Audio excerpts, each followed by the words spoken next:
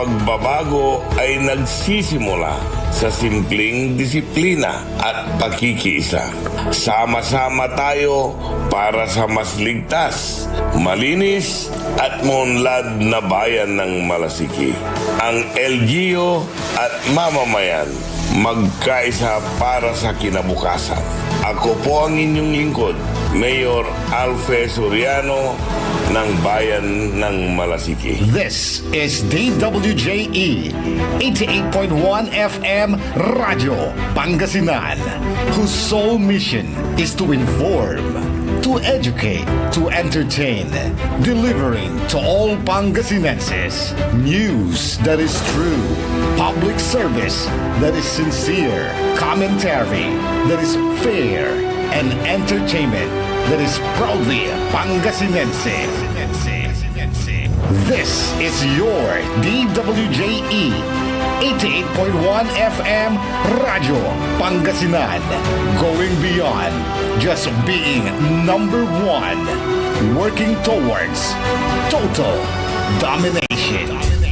Diyan Pangasinan, walay saksakaya radio station ya iiyag na Saray Pangasinense. Diyan Dagupan, Paborito. Manawa, Paborito! Mangaldan, Paborito. San Fabian, Paborito!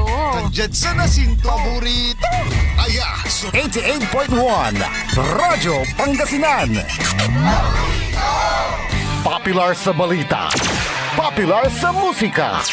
Pangasinan Govwaves Network Corporation. Sa Pangasinan, we are the number one pop music station. DWJE 88.1 FM Radyo Pangasinan. Paborito! Paborito ang kabataan at matatanda. Paboritong pakinggan sa bus, tricycle, jeep at mga opisina. Paborito mo, paborito ko, paborito natin lahat. DWJE 88.1 FM Radyo Pangasinan. Number one pop music station. Paborito! Ang susunod na programa ay rated GP. GP? Ano yun? Garantisadong pampaborito.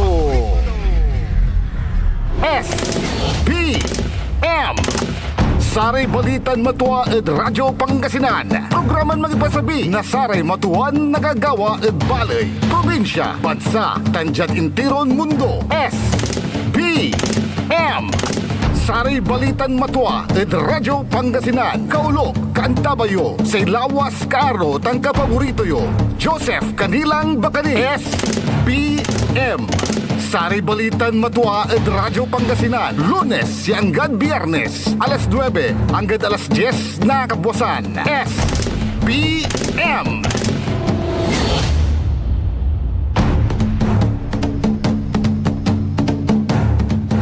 Mantaninting yaagaw na Miyerkules, Pangasinan, Dagupan. Wadyalaso, Saray, Balitan, Matua. SBM, sa ikabusol na Saray MBTF, managbalitay tilatan fake news. SBM, Saray Balitan, Matua, ya ipasabi na sa ilawas yun kaaro, kapaborito yo JCB, Joseph Kanilang Bakani. Kantabay team of the technical side, si Mr. END, Engineer Nixon Dakal. Petsa Jeslata ng Tanagagig at bulan na Hunyo taon 2026, agaw natin na Miyerkules.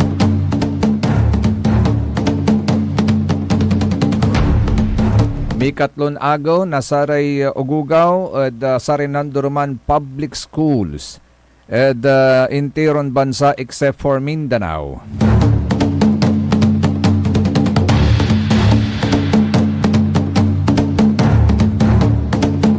Amay mi katlon agaw, arumam mo isang plura, magmaliw ya 13.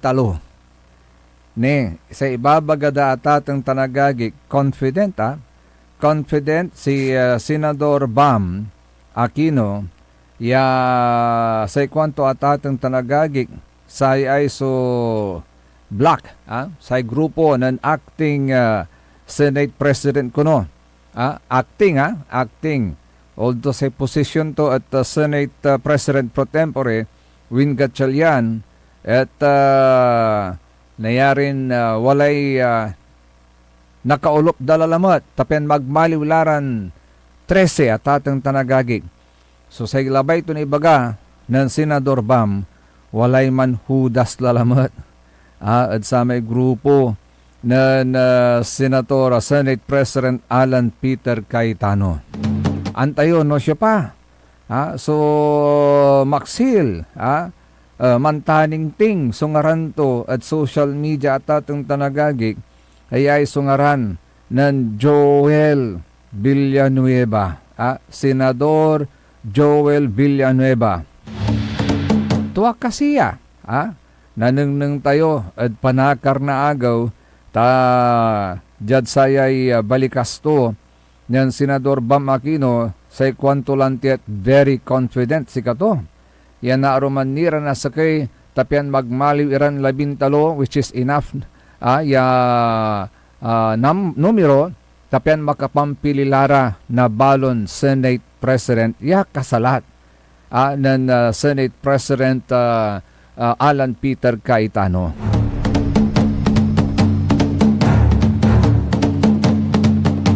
Pero ang tutay threat kay babagadalamat, threat ditan ed Senado at atang tanagagig. Walay ubat ditan ng Senate President Alan Peter Cayetano, pero basan ko labat a portion of that statement at atang tanagagig taan dukudukoy. Lang ko lamay sampot. Yasay kwanto jay at atang tanagagig. The Senate must not become a stage where narratives are managed. It must remain a forum where truth is pursued. Because in the end, this is not about personalities, not about blacks, not even about who leads the Senate. It is about whether the truth behind the flood control scandal will finally come out. That is the question before us, and that is why the Filipino people are watching kwanto. At nan karo manatatang tanagagig, wala so pimaway yabalikas ng Senador Ping Lacson na ito po ay nagbabala na may namumuo umanong malalim na pagkadismaya sa armed forces nitan. Sa ikwanto ng Senador Ping Lacson, nagbigay ng babala si Senador Ping Lacson matapos niyang ihayag na may natatanggap siyang impormasyon na umano'y tumitindi ang frustration o pagkadismaya sa loob ng Armed Forces of the Philippines. Kasabay ng umiiral na tensyon at mga kontrobersiyang kinakaharap ng bansa. Ang pahayag ay lumabas sa gitna ng mga usapin hinggil sa umano'y security threats laban sa Senado at sa nagpapatuloy na political at institutional disputes sa loob ng pamahalaan. Ayon kay Lacson, bagamat hindi pa kumpirmado at patuloy pang biniberipika ang impormasyong natatanggap niya, nakakabahala na umano ang lawak ng sentimento sa loob ng hanay ng militar. Sinabi ni Lacson, as per information, though still sketchy and raw, the level of frustration within the armed services has reached up to battalion and regional levels. Batay sa impormasyong natatanggap namin, bagamat hindi pa ganap na beripikado at paunang datos pa lamang kwanto at ating tanagagik, ang antas ng pagkadismaya sa loob ng sandatahang lakas ay umabot na hanggang sa mga batalyon at regional levels. So malawak na, nakarating na sa mga batalyon, sa mga regional levels sa tatong tanagagik. Yasay kwanto na Senador Ping Lacson, mahigpit umanong minumonitor ng ilang elemento sa militar ang mga kasalukuyang kaganapan sa bansa. They are closely monitoring the developments in the ongoing crisis at the national level brought about by numerous factors, both internal and external. In Tagalog, mahigpit nilang minomonitor ang mga kaganapan kaugnay ng umiiral na krisis sa pambansang antas na dulot ng iba't ibang panloob at panlabas na salik. Ang pahayag nitong senador na ito, si Senador Ping Lacson, ay lumabas habang nagpapatuloy ang mga usaping pampolitika sa Senado, kabilang ang sigalot sa liderato, mga kontrobersyal na pagdinig at mga aligasyon kaugnay ng garapalang korupsyon sa gobyerno, kabilang na ang flood control iskandal. Sa italaran ng tidyata at tanagagig, sa italaran ng tayo, at wala niray umparuntal nin arom ya datiran sundalo, unungad informasyon, yung mangibawag na sarate kakabatan da at atay malak naban, ya korupsyon at atang tanagagig at bansa tayo. Sikatutan natan, so tatalaran ng lalamat na say umbalay, no siya para haratan, ya umparuntal natan lamat iran datiran sundalo, ya mangibawag na say kakabatan da at saratay agawatan nagagawa, iran korupsyon, delivery lagi lalamat na another maleta at atang tanagagik ang makasaysayang maleta sa buong Pilipinas. Antulamat kasi, so ibagada, ipakabat da at kakabatan tiran Pilipino.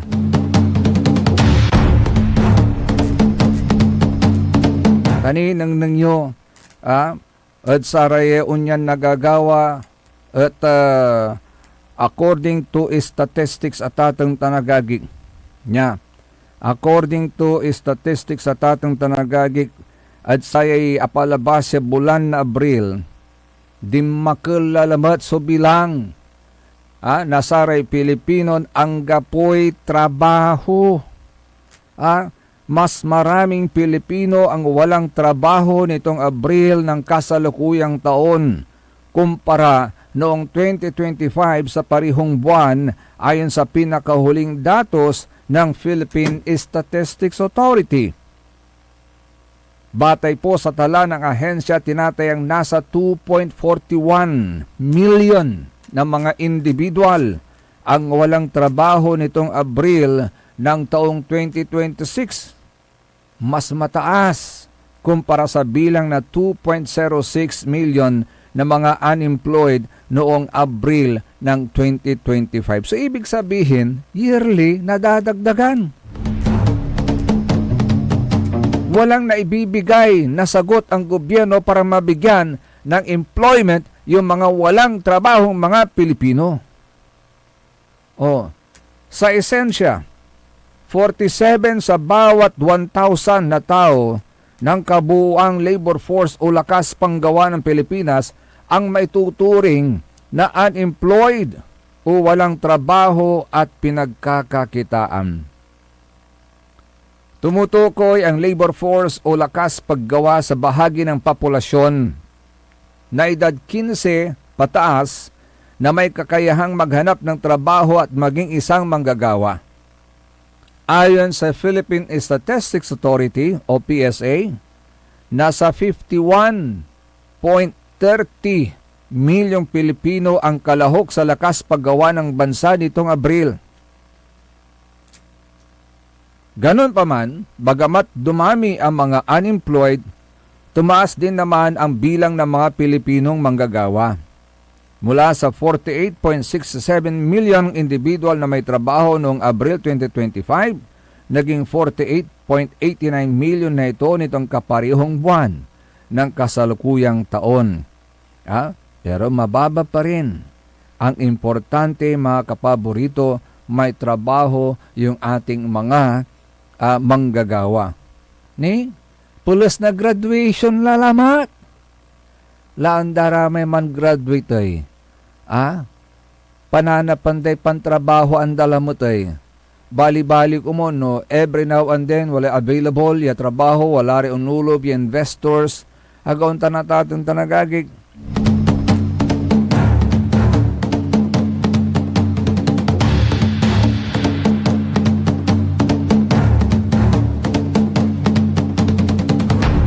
Say makapaingungot ni, yakwan atatong tanagagig, nuwala ray balita ni paakar at korupsyon, akin balot tawa, ang gapoy nakukulong. Say ang sakit-sakit ni kwanda, nadidismiss ni nang ninyo yatatang talagagig sa balita. Dinismiss ng ombudsman yung mga kaso na sinampa laban o criminal at administrative cases na sinampa kay Ginoong Ralph Recto.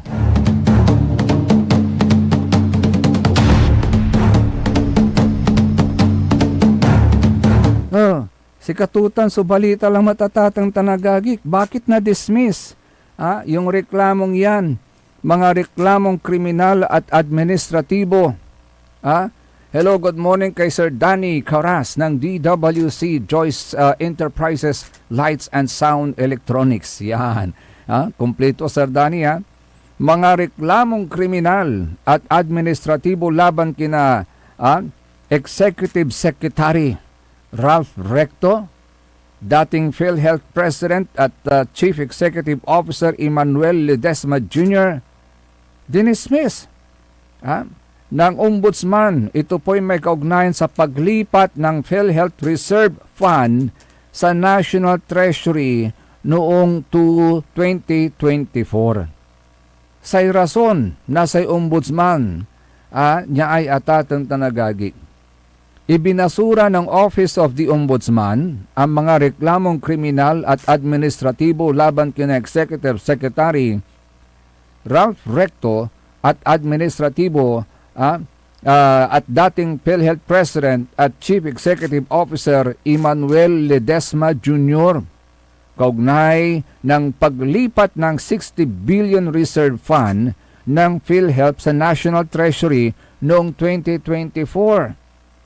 Na diniklara, di ba wala may nalilingwatatang tanagagik? Correct me if I'm wrong.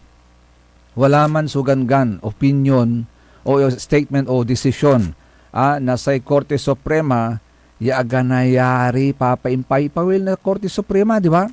Ay 60 billion pesos yung reserve fund, inalada at PhilHealth, ibalik ninyo sa PhilHealth kwan na sa Korte Suprema, gontan, tawalin ng petition at saya. Correct me if I'm wrong. Now, ayon kay Ombudsman Jesus Crispin Rimulya, ibinasura nila mga reklamong technical malversation, graft at plunder laban sa dalawa dahil sa kawalan daw ng prima facie evidence para idemanda. Kulang kuno na ebidensya. Ang reklamong grave misconduct naman laban kay Recto at Ledesma ay binasura dahil sa kawalan ng sapat na ebidensya at kawalan ng jurisdiksyon. With this decision at ating tanagagik na ombudsman, antayo'y abasa nasaray matalisi yung panutok iran Pilipino, inaasahan na natin yan. Kuanda? Iilalo ang tilatan. Akina, siya pa si Ombudsman Boying Rimulya. Siya pa si Executive Secretary Ralph Recto. Di ba kapanulop irad Malacanang? Di ba siya pa'y nanlapan to ng Ombudsman Boying Rimulya? Di ba dyan Malacanang? Dating Department of Justice. Kwanda? Kanyan mabata-batar ang tatilhay nagawa kwanda.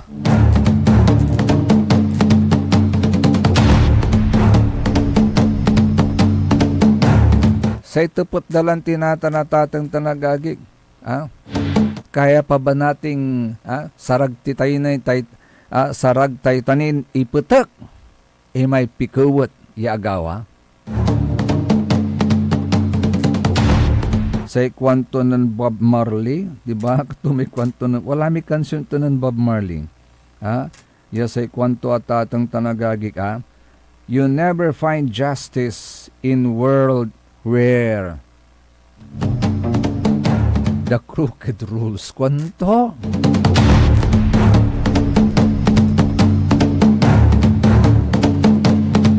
Pero ayay, so sakinin pantarian tayo at atang tanagagik. Ni walay bawagla, walalay pasakbay, nasay pag-asa.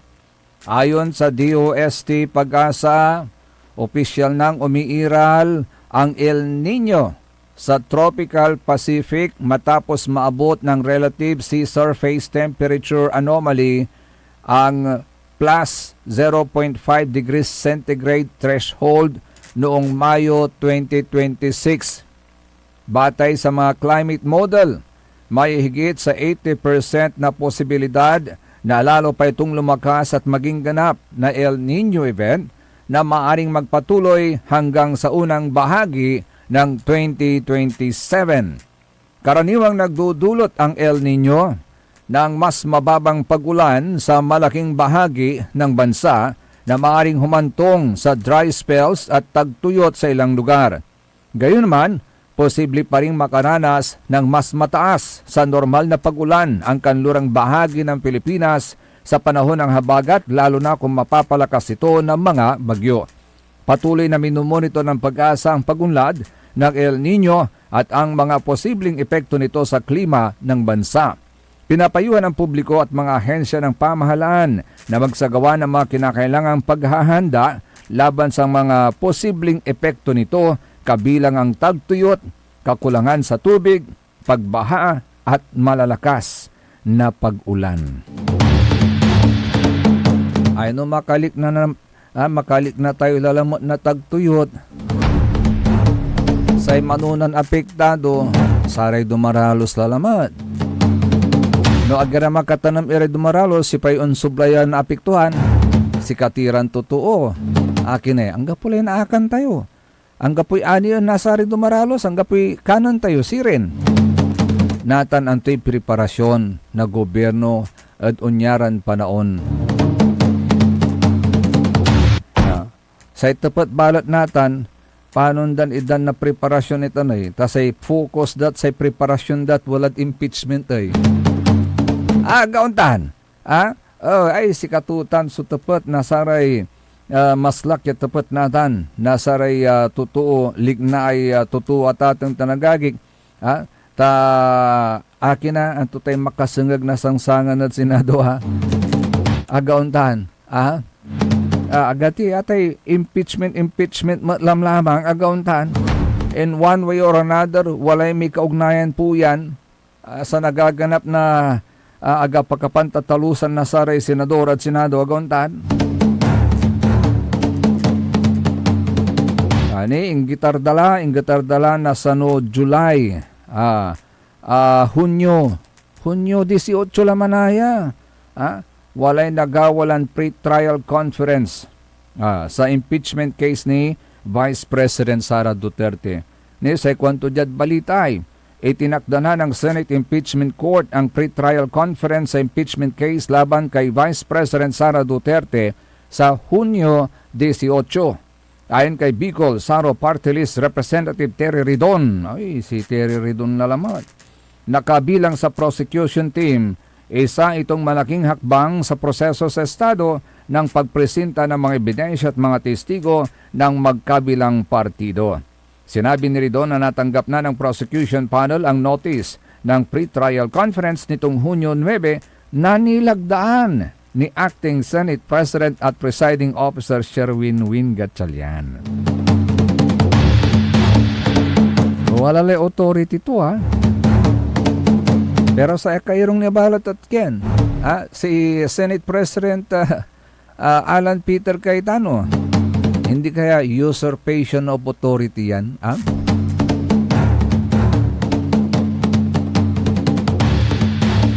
SBM, saray balitan matwa. Sa ikabusol na saray MBTF, managbalitay tilatan fake news on tuloy. Kaya rin ninasaren pakabatan pa imano malalaponi at saray manangantabay. ang puta-putang Iran balita. The Senate is under attack. Senate was never under attack. Pero para sa amin na nandito, napakaraming nangyari. I'm talking about ngayon, after those terrible events. Ang puta-putang Iran sunata. Dami yung... Son ang puta-putang Iran impormasyon. Aya sa number 1 pop music station. DWJE 88.1 FM. Radyo Pangasinan. Paborito. Want to escape the hustle and bustle of city life? Look no further than the River Palm Hotel and Resort, your premier destination for affordable luxury in Pangasinan. Nestled in the heart of Barangay Banyaga, Bugalyon, our hotel is surrounded by the breathtaking beauty of the Agno River. Our haven for comfort embodies the essence of Southeast Asian hospitality. Whether you're seeking a romantic getaway, a family vacation, or just a peaceful retreat, the River Palm Hotel and Resort is the perfect choice. So what are you waiting for? Book a tranquil experience where unforgettable memories are waiting to be made. For reservations and more information, visit our Facebook page, River Palm Hotel and Resort. Your home by the river awaits you. Ngayong 2025 ay ang ika-100 taon ng pagbibigay serbisyong pangkalusugan ng Region 1 Medical Center bilang isa ng 1,500 bed capacity na ospital. Mas marami pa ang mapapagaling at buhay na madudugtungan ng ospital di lamang sa Pangasinan kundi sa buong Northern Luzon sa tulong ng 12 accredited residency training programs at 13 active specialty centers nito: Cancer Center, Dermatology Center, Eye Center, Heart Center, Toxicology Center, Burn Care Unit, Center for Mental Health, Acute Stroke Unit, Geriatric Center, Infectious Disease Center, Kidney Transplant Unit, Lung Center at Trauma Center. Patuloy na mangunguna ang R1MC sa pagpapaigting at pagpapaibayo ng dekalidad na healthcare delivery hanggang sa susunod na siglo. 100 years of healing, compassion, and service. Region 1 Medical Center, ang inyong partner sa kalusugan. Region 1, number 1. Asahan po ninyo ang dekalidad na serbisyo sa Region 1 Medical Center at ng Department of Health. Ito po ang inyong lingkod, Dr. Joseph Roland O. Mejia, ang inyong Centennial Medical Center Chief ng R1MC. Sa bagong Pilipinas, bawat buhay mahalaga.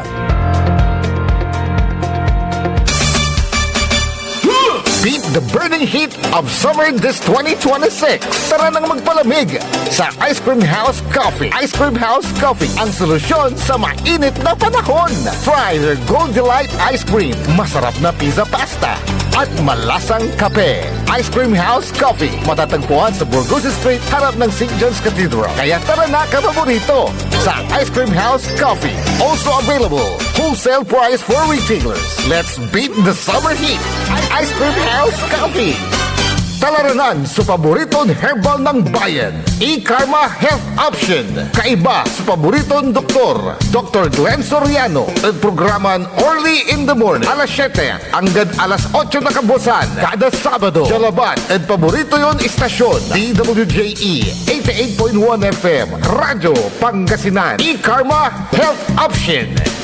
Mare! Kabigla ka naman, Mare, ha? Grabe, gimagana ka, ah. Mari, di mo sinabi na uwi ka pala ng San Carlos. Ay, oo. Namiss ko na kasi dito ang pamilya ko. Ito na palang San Carlos ngayon. Grabe, Mare. Ang laki na ng pinagbago. Siyempre naman, Mari, alam mo ba na dito sa syudad natin, malaki na talagang pagbabago. Mula sa mga infrastruktura, nandiyan na mga konkretong daan at mga bagong pasilidad. Wow! Meron din tayong trending na ayos, kalusugan karavan na nagbibigay ng libreng serbisyong medikal. Palit-palitan, ha? Saka, nandyan din ang mga programang pag-agrikultura para sa ating mga magsasaka. Ay, wow! At higit sa lahat, Maria, mapagpapanatili ng peace and order ng ating syudad. Perfect! Di lang yan, binibigyan din ng halaga ang kapakanan ng lahat ng tao at pantay na karapatan sa mga serbisyo ng gobyerno. Grabe, Mare! Ang bongga na talaga ng San Carlos. Parang ayoko na bumalik sa ibang bansa. Oo, Mare. Kung ako sa'yo, dito ka na lang sa San Carlos. Dahil sa San Carlos, tunay na subok na ang serbisyong ayos. Mayor Julia Ayo Resuello po, kasama si Vice Mayor Jose Resbox Resuello at ang sangguniang panglunsod ay nandito upang umagapay at magserbisyo sa ating minamahal na syudad. San Carlos, maunlad, ligtas at maayos.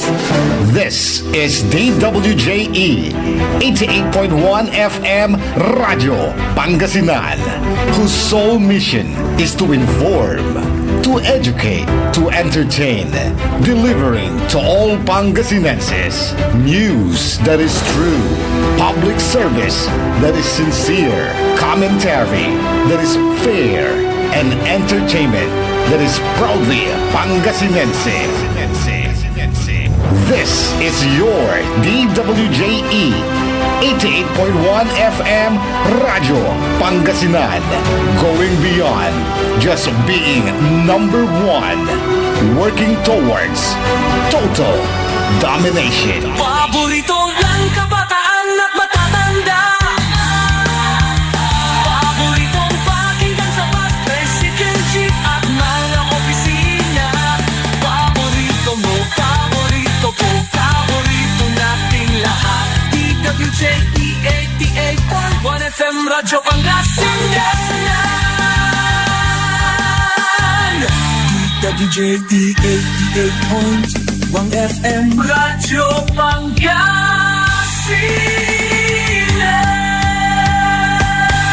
Paborito. Ang lahat ng opinyon at pananaw sa susunod na bahagi ng programa ay galing sa host anchor at panauhin lamang at hindi pananaw ng mga producers at ng pamunuan ng DWJE Radio Pangasinan at Pangasinan Gulf Waves Network Corporation. SBM Saray Balitan Matua ed Radyo Pangasinan. Programan magipasabi na Saray Matuan nagagawa ed balay, probinsya, bansa, tanjat intiron mundo. SBM Saray Balitan Matua ed Radyo Pangasinan. Kaulok, Kantabayo, say lawas kaaro tangka paborito yo. Joseph Kanilang Bakani. SBM Saray Balitan Matua ed Radyo Pangasinan. Lunes hanggang Biyernes, alas 9 hanggang alas 10 na kabuwasan. SBM SBM is brought to you by Mars Restaurant, Galila, Mangantila, and Mars Restaurant. Matatagpuan sa Rufinas Square, Binmaloy, Pangasinan, just along the highway near Dagupan City. A perfect venue for a dinner date. Mars Restaurant. Come hungry, live happy. Lumaban ka bayan, kung binmali, may pag-asa pa para bumangon at magkaisa. Tumindig ka bayan, kung binmali, hawak kamay nating harapin ang maayos na bukas at ihatid ang serbisyong agad maaasahan. O bayan, kung sinilangan, hindi ka nag-iisa, hindi ka iiwanan, ika'y sasamahan magpakailanman. Mahal kita, o bayan, kung binmali hanggang sa dulo ng walang hanggan. Tuloy-tuloy su SBM Saray Balitan Matua sa kabusol na Saray MBTF managbalitay tilatan fake news. Oras sila tatin tanagagik alas 9:37 la. Kaulop kantabi ni sa lawas yun karo kapaborito yo JCB Joseph Kanilang Bakani. Bikadwan takaplik na ay balay at ating tanagagik. Hello and good morning sa mga staff ng Mars Restaurant. Thank you so much sa pag-abrasa kagabi. Magandang umaga po sa inyong lahat ha. Ang sarap talaga ng pagkain.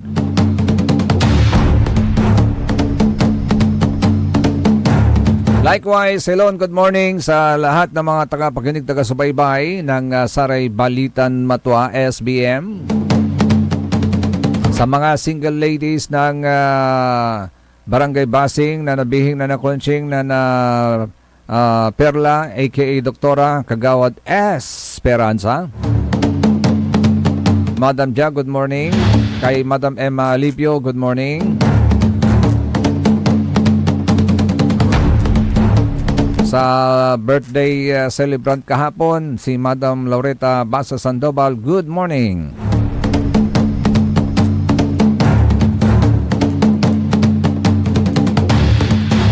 Ne, walay sayang ngasang natan yaon kakamayat, pitan, at bali na binmalay. Ya, wala kunay sa kuya binmalinyo ditan. At according to information, mayaman niya. Ha? Mayaman niya. At sikato kuno at porsigido. Ha? Porsigido, iya nakabatan, susamay tuon walad bunag, nasamay, no panon to kunon ma-plus, ya akala na sa kaya business permit, so sa kaya investor ditan, without the necessary receipt of payment, before obtaining a business permit. Tuwaya kasi, tuwaya kasi ata itong tanagagig. Sa isakinin babagada, at ayan investor, ya man papaalagay na negosyo to ditan, manggagaway negosyo to ditan. At anggapoy anggan clearance to ni, malapo at sa may health agency, which is mandatory or may tatawagan dan condition sine qua non. Ya atay babagadan condition sine qua non atatang tanagagik at nakaukulanitan. It is a Latin phrase that literally translates to without which not. Ya say gabayton at ibagata natatang tanagagik, that is a must-have requirement. Must-have requirement at atong tanagagik. Mandatory na kaukulan before you operate that kind of business, agaon tanatatong tanagagik, agagik walalay clearance mo malapod sa may health agency. At ang gapuni, according to reports, ang gapunin sunawa tuman, so negosyante na sa tay health clearance, at akalala na sa may business permit, meaning sarag singa init dan dalaypan kanaw nawa pagkapanyari, ya man start igaputula sa operation na sa may business to. At sa ibabagada, allegedly, may malakas na backer itong investor na ito, kaya nakakuha daw agad ng business permit na kahit hindi pa bayad sa dapat niyang bayaran sa kaban ng bayan. Totoo ba itits?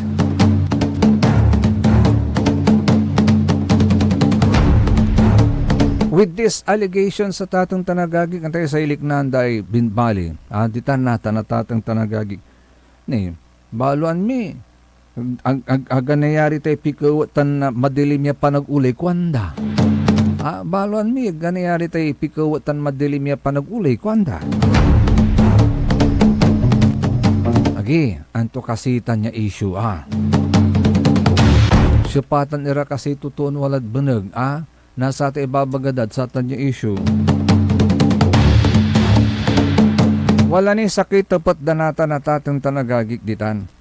Nakalabas na ba? Nakalabas na ba? Sayamat sa sakay at tapat danatan nasa bin malinyo sa may tuon kapigan ng bangatman niya bulan, narol. Narol nasaray kabiyangan nasay CIDG agauntan. Hello, good morning likewise kay Mayor Carl Christian Vega ng Bayan ng Mapandan. Hello Mayor, kumusta na po kayo? Ingat po kayo.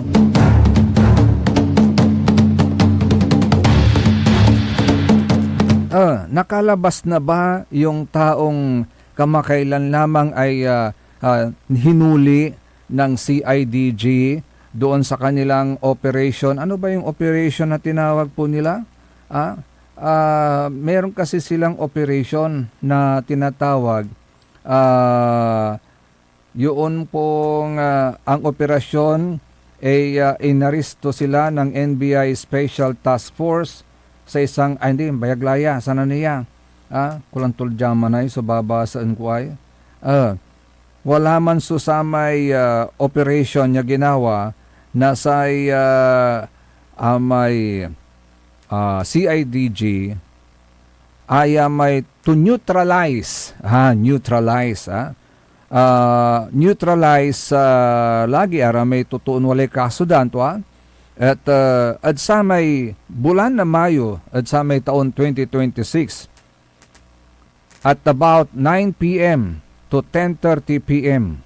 nasamay labi nasama niya petsa Dimanad Barangay Poblasyon, Binmali, Pangasinan, detectives of CIDG Pangasinan, in coordination with PTOC Pangasinan PPO, implemented warrant of arrest for violation of physical abuse under 9262, and incidental to that, may incidental search to a lawful arrest for violation of RA 10591, which resulted in the confiscation in the possession and control of the following pieces of evidence, to wit, 1 unit of Taurus caliber 40 pistol with serial number SBR 3375, 1 piece of magazine for caliber 40, 11 pieces of live ammunition for caliber 40, 1 piece of black sling bag with brand name Polo and Racket Club.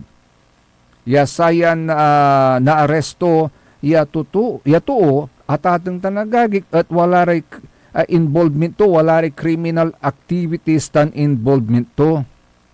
Accordingly, saya so report na CIDG at atang tanagagik wala ni rearum ya kaso tuya. One is usurpation of authority or official function in violation of RPC Revised Penal Code Article 177, and falsification of public document under Article 172 number 1 in relation to Article 171 number 1 of the RPC or Revised Penal Code as amended by Section 6 or 26 of Republic Act number 10951 for service of sentence under MCTC San Carlos City, Pangasinan, unserved. Direct bribery, Supreme Court ruled for service of sentence unserved. So wala ray sentensya tula, sentensya nla at Municipal Circuit Trial Court at San Carlos City, tan wala mo lay kaso ton dinesisyonan na Supreme Court. So ibig sabihin, final na po yun. Pero itong mga sentence na ito, sinasabi dito sa report, unserved. Unserved. Na itong taong ito, sabi nila sa report ng CIDG, was a former Associate Graft Investigation Officer 3 at opisina na Ombudsman. Pero he was arrested by the NBI Manila through entrapment operation by the complaint of former Pangasinan Governor Amado Espino for bribery. And the latter was sentenced by the Supreme Court guilty of the said offense noong 2023. However, the said sentence was not yet served. Then on 2019 to 2022, he was employed by Congressman Crispin Boying Celeste as a legal consultant and charged by the Ombudsman for falsification of public documents and usurpation of authority. And accordingly, the party of Congressman Celeste wants to secure the bidding and liquidation documents pertaining sa may wali kaso at ating tanagagig.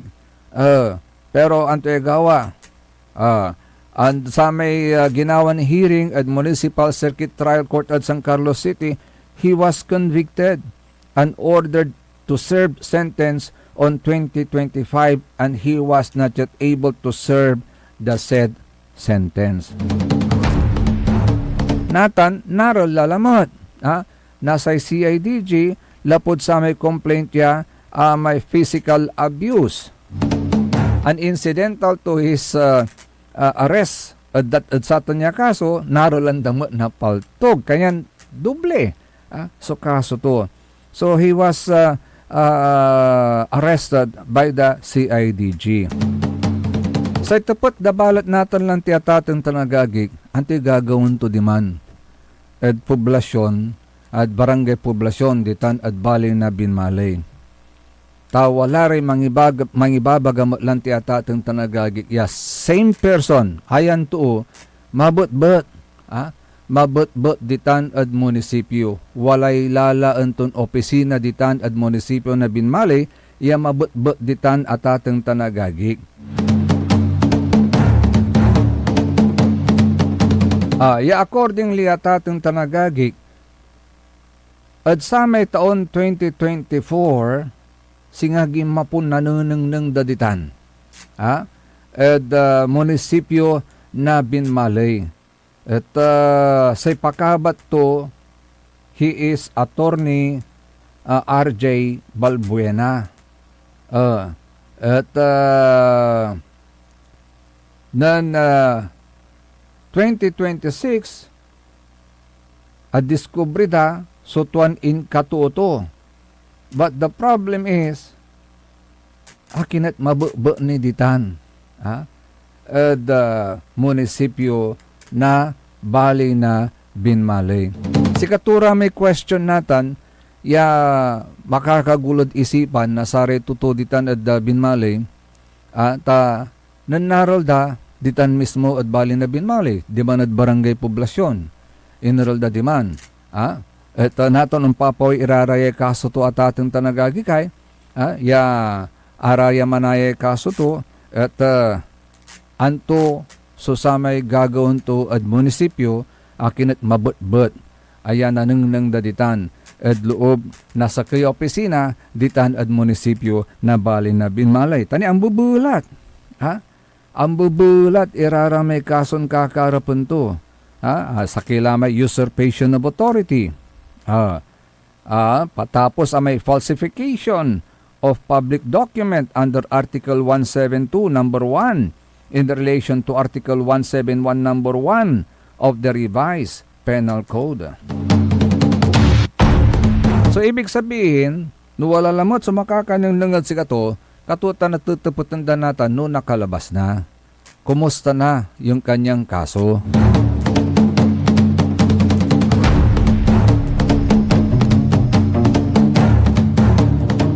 At kung sakali man, bakit nakalabas na? Meron bang mataas na tao? Meron bang isang tao na tumulong sa kanya para makalabas?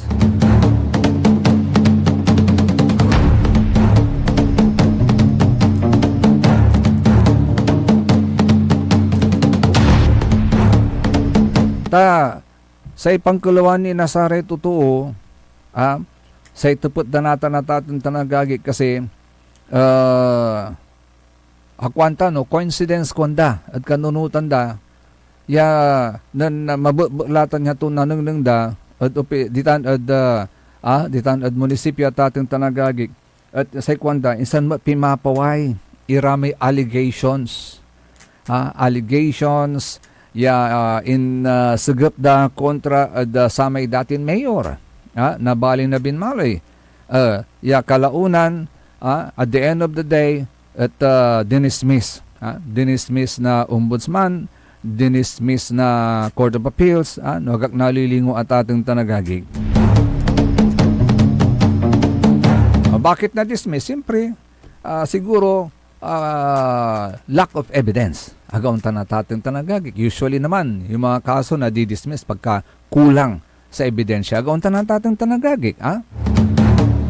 Or agda apatuan, irami akusasyon.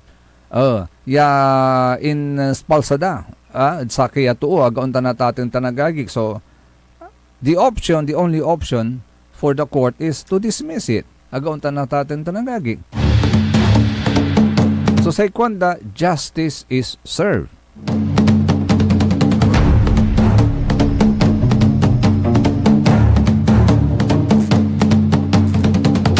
wala ra may mangibabalikas na manaruan, pantutulungan, that it's about time, naisipin natin. So, pankaabigan, nakaraklan, pankaabigan, na balang sinansakay. Singa manunot kamot nga mamidwa. Ha? You will be forced to think twice. Ha? Nunutan mo si kwanda ka nunutan da. Antayon ibaga, antayon ibalikas. But look at what you did before. Ha? Look at what you did before, kwanda. Ha? Oh, sana kumuon, when you say those words, kwanda, you, amay talakan, you have the moral ascendancy to speak those words that you are totally clean. Agaon ta na tatang tanagagig. Pero siyempre, antay mo latan, siguro at the end of the day, at they realize that tatang tanagagig that it should be this way, not that way. Agaon ta na tatang tanagagig. Anto tayo mo lantitan sa pakakalingunan sa sakiyato. We are not a perfect person. Ang nga po mo sa perfecton to, agaundan. Yan nakatapon na mundo except 1 and 2. There are 2. Antayon na siya pa. Ay bagay check sa asyo. Tasikara timo umatlante agaundan. Pero from birth at ating tanagagik, they are perfect. Pero si katayura, we normal persons, we are not perfect. Gagawin na ating tanagagik. We are prone to commit mistakes.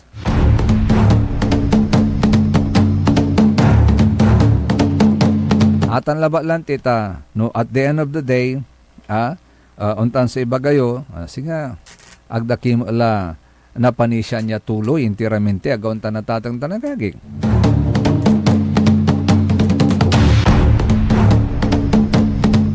Nagkalalo la, no, si ka may instrumento. Ikaw yung naging instrumento para magipit yung isang tao, agauntan. Halimbawa, ikaw yung nagsampa ng kaso.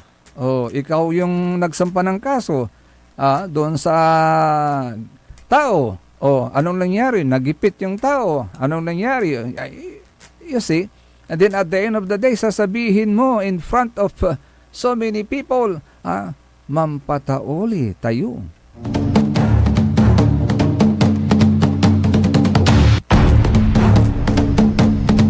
I hope you also realize that. SBM, Saray Balitan Matwa. Sa ikabusol na Saray MBTF, managbalitay tilatan fake news.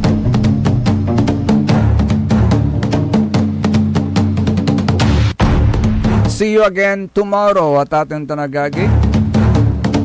Akalo pa kantabay lang ula sa ilawas yon na kapaborito lawas yon kaaro JCB, Joseph Kanilang Bakani. Jad technical side. Akalo pa kantabay tayo si Mr. END, Engineer Nixon Dakal. Antabayan na, susunod kagad ang number 1 ni kapaborito Joey Baby. Dito lamang sa number 1 Pop News 6 Station ng lalawigan ng Pangasinan, DWJE 88.1 FM, Radyo Pangasinan, paborito. Lumaban ka bayan, kung binmali, may pag-asa pa para bumangon at magkaisa.